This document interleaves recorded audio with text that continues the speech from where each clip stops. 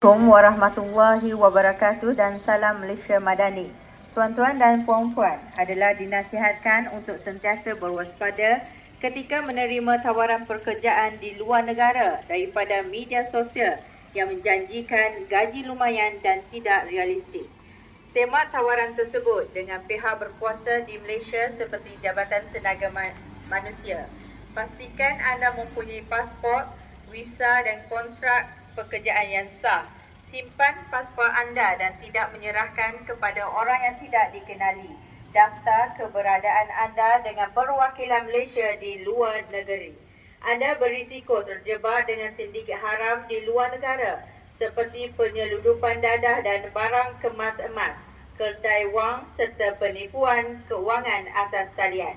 Lindungi diri anda dan orang sekeliling daripada sindiket jenayah penipuan tawaran pekerjaan. Hebahan khas ini dibawakan oleh Pejabat Penerangan Daerah Dungun. Sekian, terima kasih.